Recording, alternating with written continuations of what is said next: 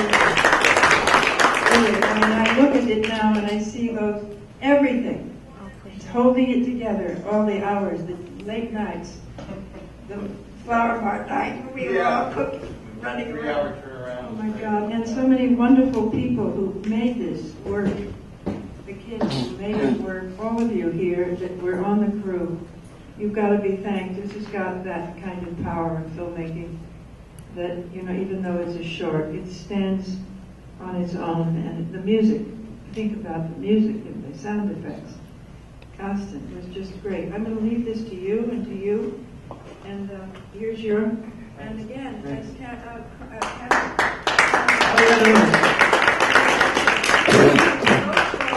never seen in my life until Cameron brought a GoPro. Who knew the GoPros? And he had it in that elevator. I remember the night when he said, "Let's go to Jack's hotel," where he stayed. Yeah, the hotel. Yeah, it was just kind of grabbing. You know, it was right in front of us. I was staying at this hotel, the Golden Gate Hotel, that happens to have one of these really cool, you know, original gated elevators. Yeah, we based that whole scene at this hotel. Yeah, because of that elevator. Yeah, no, and it happened to have this etched cat thing right on the, you know, so I got in the elevator and it was too perfect, so we shot. We stole, that was the first time. That was the first night of shooting, well before we got to the sound stages, and Cameron had this wonderful GoPro that we used, and an iPad. Yeah, it was just one of those things where I really favor wider lenses in my own personal taste. I mean, you guys have classes with me. I talk about focal lengths, and Western directors favor long lenses over wide lenses, and for whatever reason, I'm a fan of wide lenses. And I've shot entire movies on, you know, nothing longer than a 32. And this was pretty much the case with this movie, but I wanted some really wide stuff, the equivalent of 10 mil. Inder, you're here, right? Yep. Yeah. So what was our widest lens on the show without the GoPro? 18. Yeah. So it was 18. So I really wanted something that was like more like a 9 or a 10 for some of these shots where the perspective would be, you know, to really exaggerate the perspective. So the obvious answer was a GoPro, because a GoPro naturally has a super, super wide lens. So a GoPro on the deck at the bottom of this elevator got that shot. And there were and obviously the whole hallucination thing, I had asked Cameron I wanted, you know, obviously you've seen the whole rig where the camera is aimed at the subject. I originally saw it in Mean Streets. That's what I don't know if you've ever seen Mean Streets, but there's a scene in Mean Streets where Keitel walks into a bar. It was really the first, he's drunk, and it was beautiful because I always remembered him walking and kind of, you know, lying down and feeling, you know, yourself lying down with him. And so since then we've seen this a million times, so I wanted a couple of other perspectives, like a profile and behind the back. And Cameron built this, what was it, PVC pipe? PVC pipe rig with instructions you found on the internet. Right, Cameron? Yeah.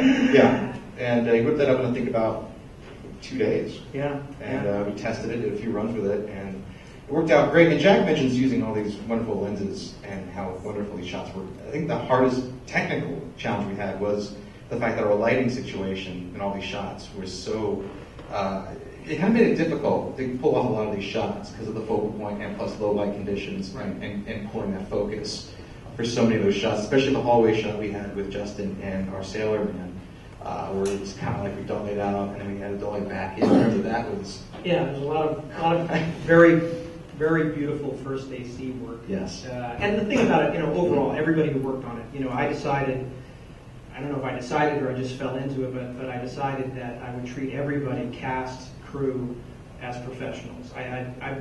I've been directing for over 20 years, and I don't know how to necessarily direct what a student crew would be. So I figured, okay, I'll just treat everybody. And Rich really got the brunt of it because I looked at him as my producer, so which he was.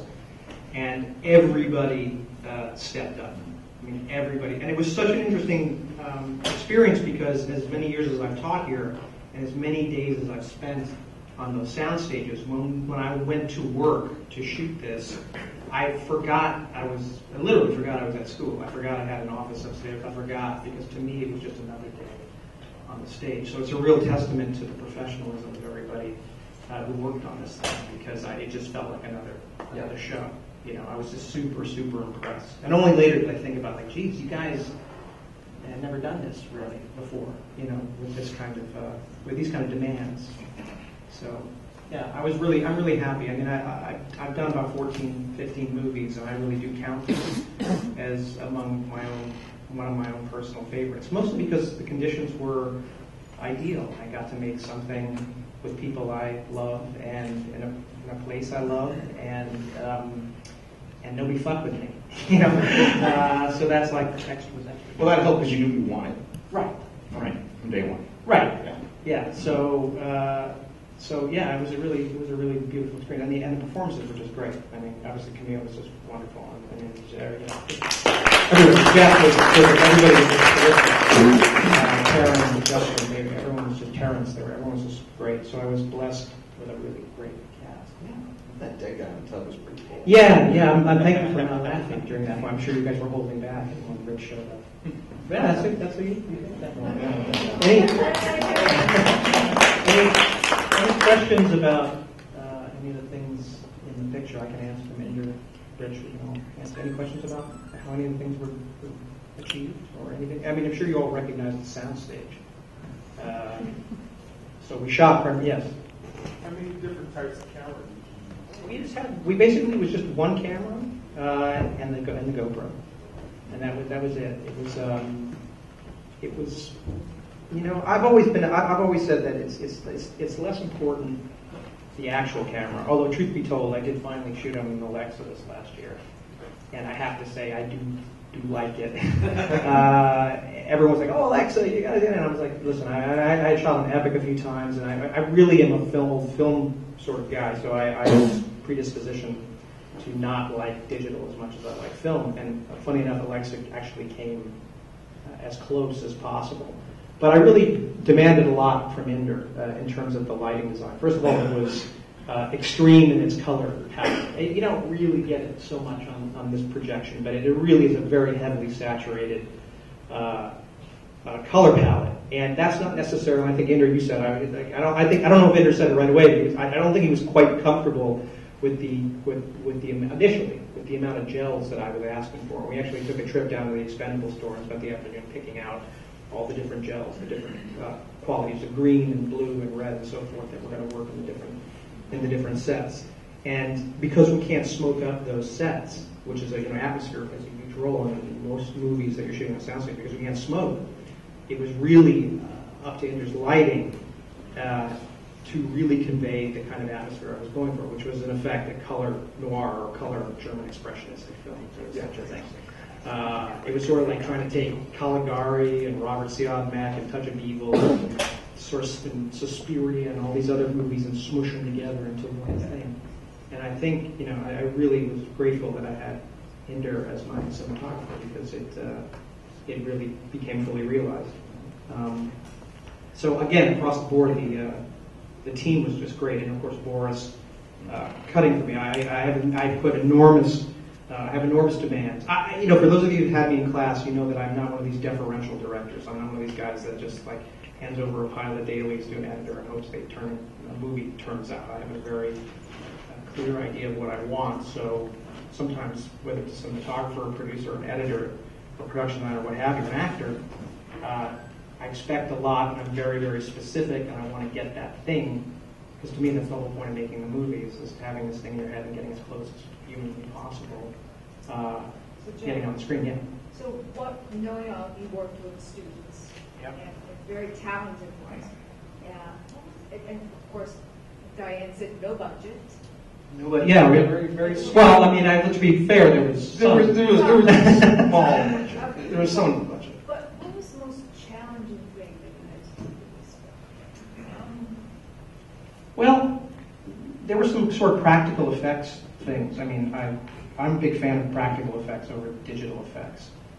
So there were certain shots that I wanted to do that were like, for example, the looking down the facade of the hotel or looking up, but mostly looking down, was sort of based on old map paintings. Particularly, there's one shot of North by Northwest where Cary Grant comes running out of the UN, which is entirely a painting. Before digital set extensions and all that kind of stuff, physical painting on glass created those sets or those perspectives that you wouldn't be able to get. I mean, that shot was impossible to get unless you shot from a drone, which we didn't have, or a helicopter or something. So, you know, we had to figure out ways to do that. So I wanted to do a matte painting. I don't think we could afford that. Right.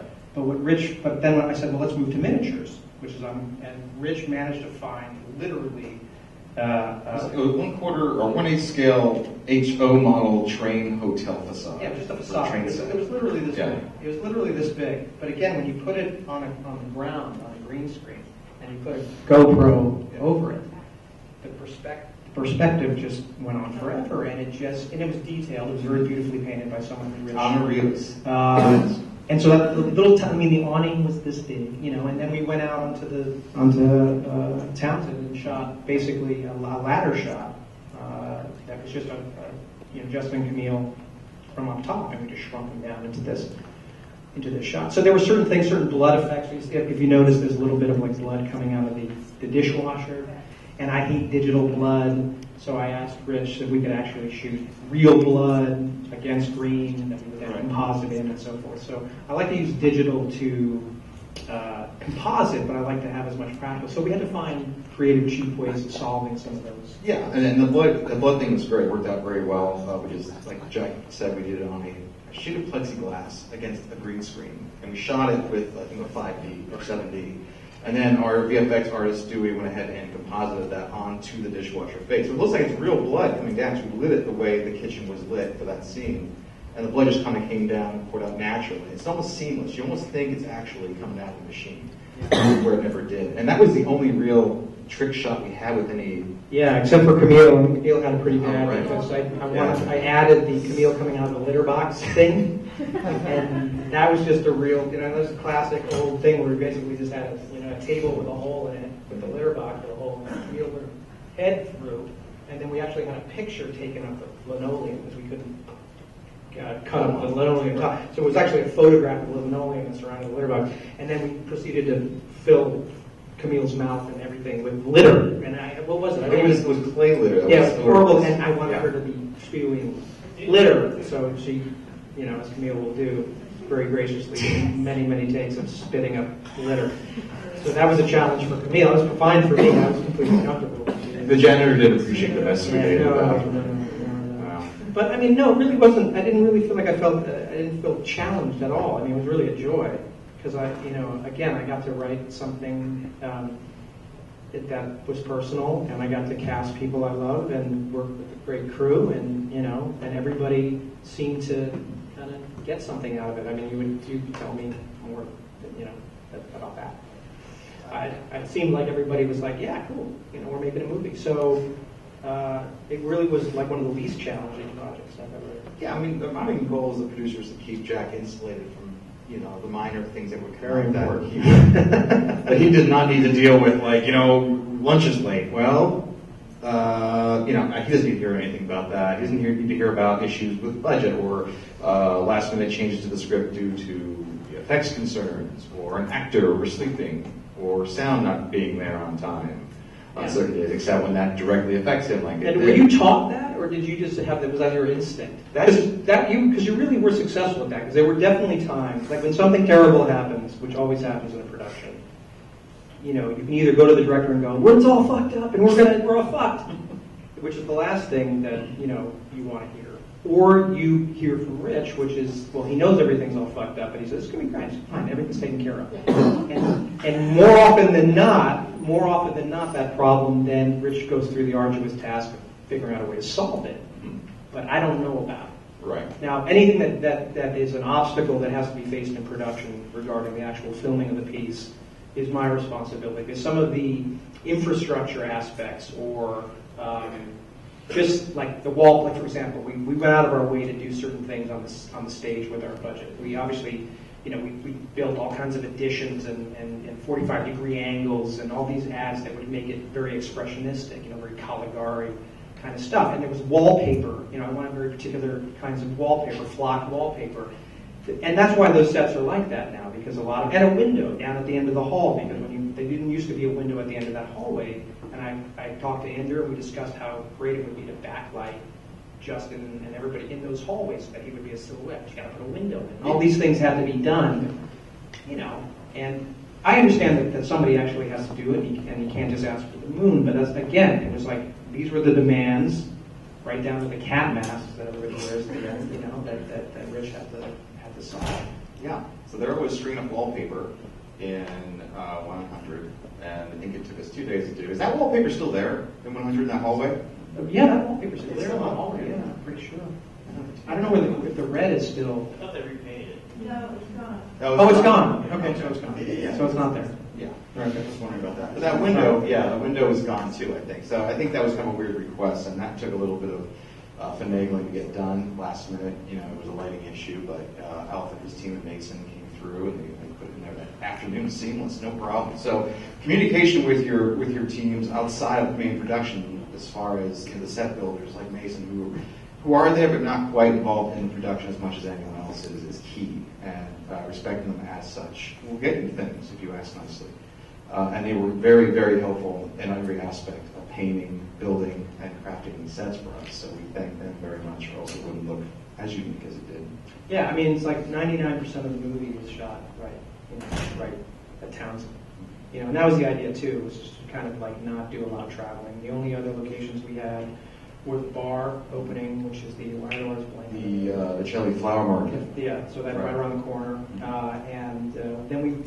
Then you were charged with finding this, what I had asked for, which was very kind of a Eraserhead industrial location, which I still don't know. I couldn't find it if I had to, but it's closed, right? It's closed. It's in the dog patch. So it's maybe about 3-4 blocks down from AT&T Park. But it's great because it has these super industrial buildings that were lit with these weird colored lights. When I got out there, it was like it fit the color palette of the movie, and it looked like we lit the damn thing. But it was just, that was one of those things where again we couldn't bring a big heavy lighting package, and it was what you guys normally do, which is if you pick a location, an exterior nighttime location where the sodium vapor lights and the ambient light actually will support, will give you the basic fundamental lighting, and then indoor filled in with very portable stuff. So that whole exterior bit where they're walking in the train yard and all that junk was done totally guerrilla, basically just like you guys. So, and I enjoyed that too. We had a permit for that. Do we have a permit for that? First night. Very good. Okay. So, not that I'm endorsing. Although I think we did. Cameron did steal the subway stuff, the bar stuff. That was also GoPro. So any other questions? What ended up in the cutting room floor? Nothing. Nothing. Nothing. You know what? Everything. I really, I say this to my students. You guys already know this. That I really do believe that you should back into directing from an editorial perspective.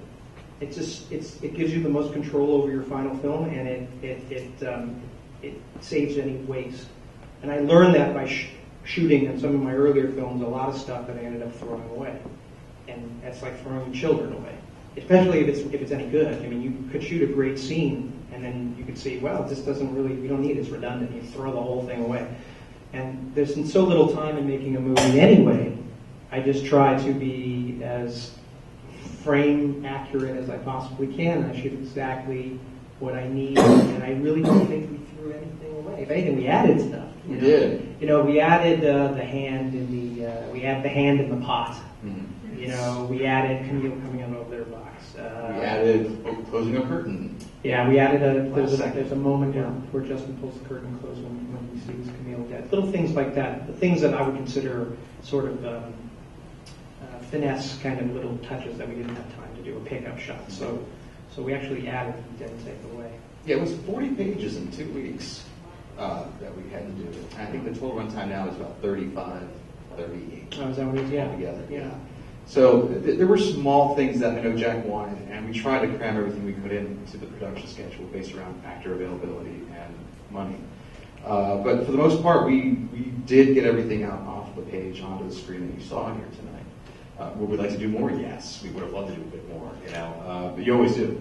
But for the purposes of the story and what he was trying to tell, I think we did a very satisfactory, if not excellent job of pulling something off in 2 weeks. With a very small crew and very limited locations, time, and budget. So I think if this program continues, and I think it is continuing this summer, if you can get into it, get into the class. Do it. If you don't know what stress is like until you work with a bunch of strangers that you don't know are qualified to do the job that they're tasked to do, until they do it, and just blow you away. Yeah, nobody. Yeah, absolutely true. Nobody let me down. You know, not one department. Everybody did like better than I could have asked for. So I think it's a testament to the school and the education that you guys are getting, that I didn't get pissed off at anything. Yeah, it was just a joy. So, anything else? Mr. Perez, what was your inspiration for the story? That's a good question. Diane sort of came to me. I think initially there was only one section of this class, the one that Tim was doing. And then sort of like 2 weeks before the semester, Diane said, you should do this class too, because there was the demand for it. And so I was suddenly tasked with writing something very quickly that I had to turn around. And there were a lot of ideas. Here's the thing, when you work in Hollywood, you're not allowed to, well, not they're not allowed, it's harder to experiment or to do something that's more experimental or impressionistic. And there's more of a need, because it's a commercial product, to do something linear.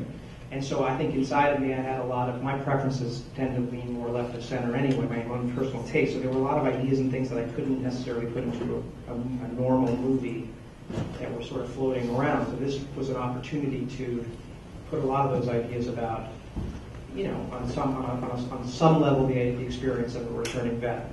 My father was a military historian, so I grew up listening to stories and meeting a lot of veterans.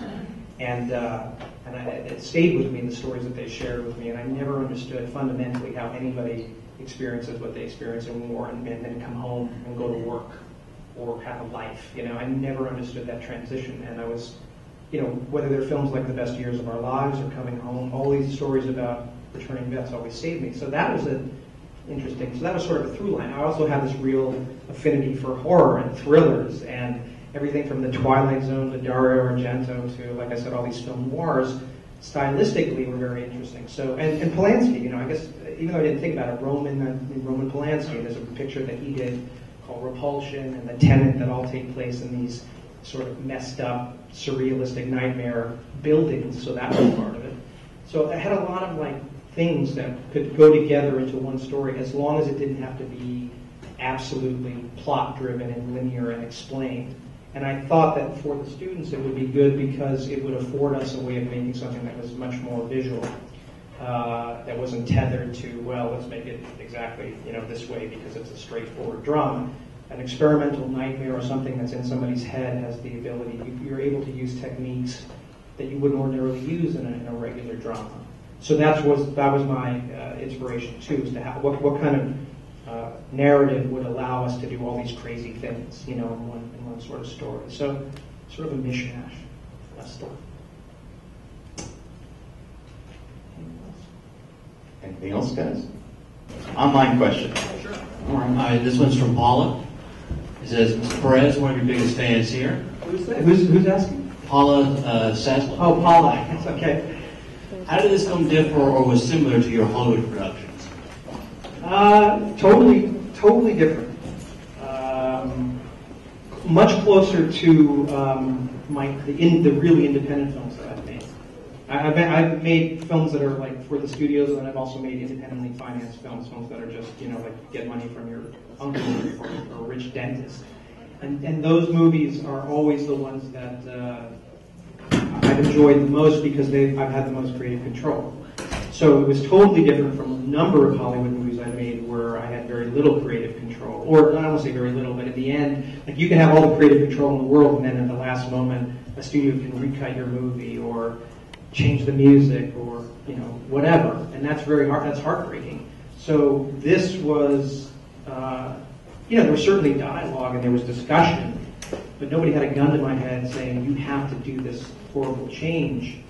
And to me, and I've said this before, I would much rather take a tiny budget and make a movie that I can deliver completely than to have make $100 million movie and then have them just cut it up into guitar picks or whatever, just make something that doesn't represent. And I've had plenty of those experiences. So it's actually, this was a lot closer to some of the best independent movie experiences I've had.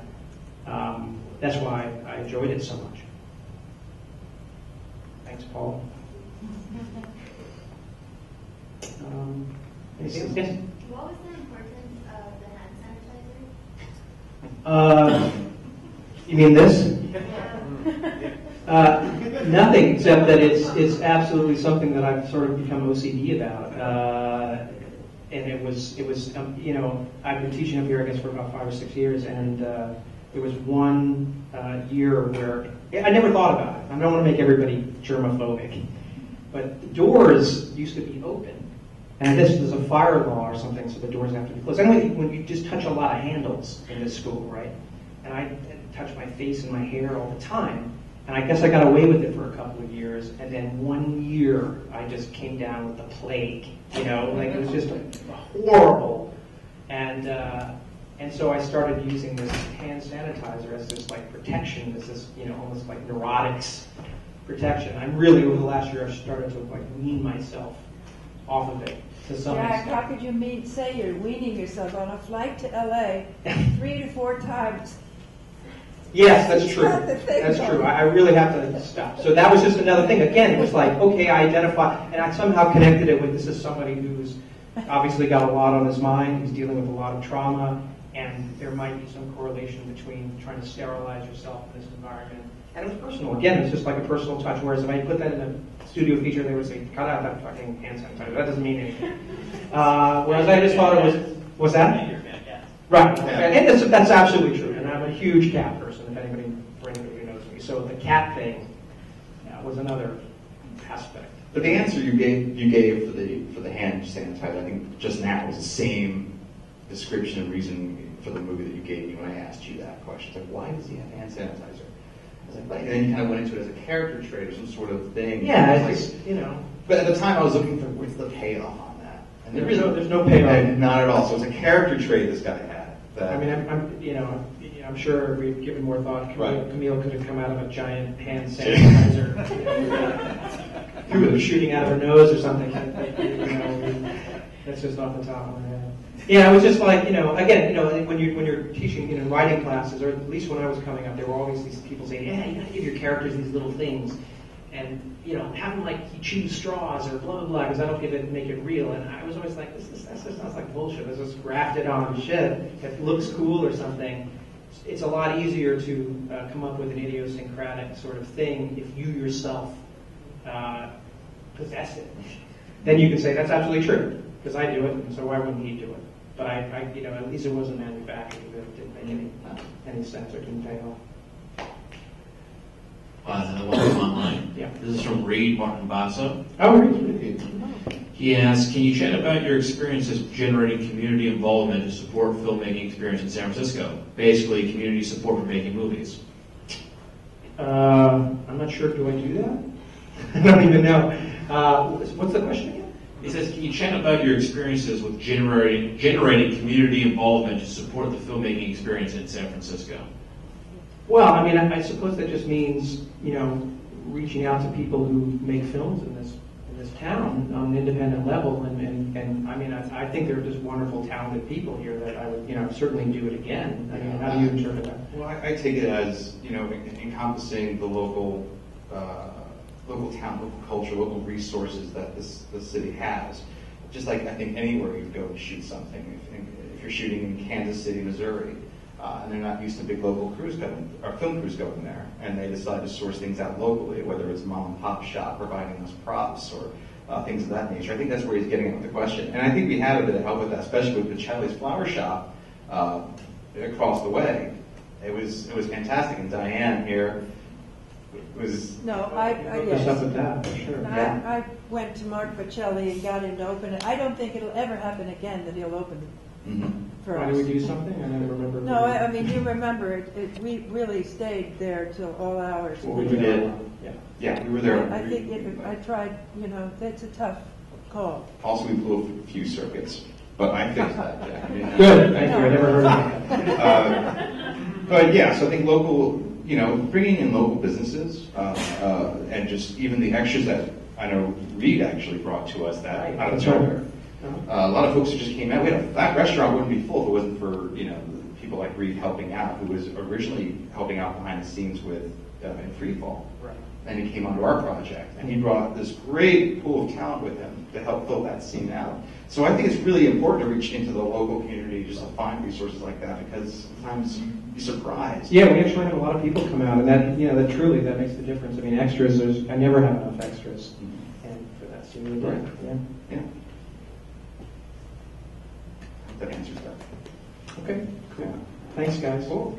All right. Thank you guys.